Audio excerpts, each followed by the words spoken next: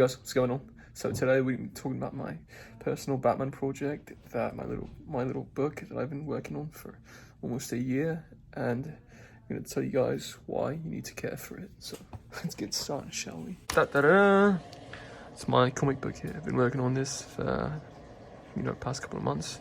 Last year, development began in very early 2019. So it's called the Batman Junior Grimes, right? So it's a comic book based on me. Now, I know this is the most extreme version of a narcissist, and you're not wrong here, but let me explain to you guys why I decided to write Batman comic book. I decided to write this Batman book after Ben Affleck announced that he was done as the Caped Crusader, and I couldn't cope with that. I'm a huge fanboy. I'm not ashamed to say that, but he was easily the best part of the DC Extended Universe, DCEU, whatever. And I've always wanted to see a solo movie. I'm the 1% that like Jared Leto's Joker and Batman, Ben Affleck. It's Batflick. I loved all that, and Warner Brothers screwed all that up.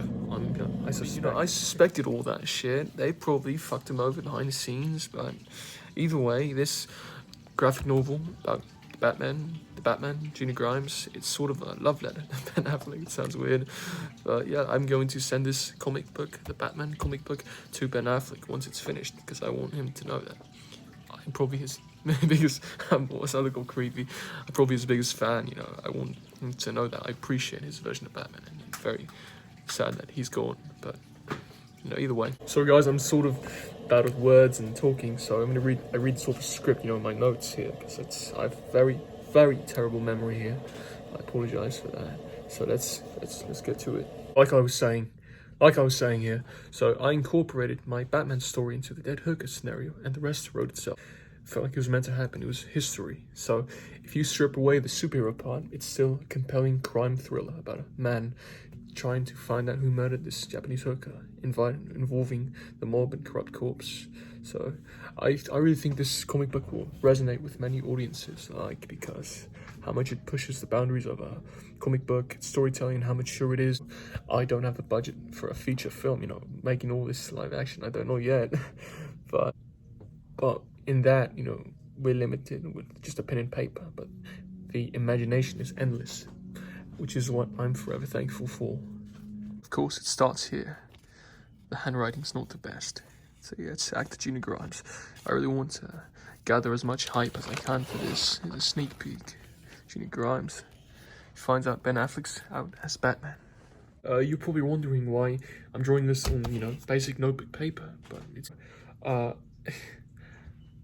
this is the rough draft first. I'm gonna draw this eventually on professional paper, comic book paper. This is just right now, I'm using this paper to post it online because once this comic book is finished, I'm publishing on the internet. So I don't want to get sued by DC Comics or Warner Brothers or any of that shit.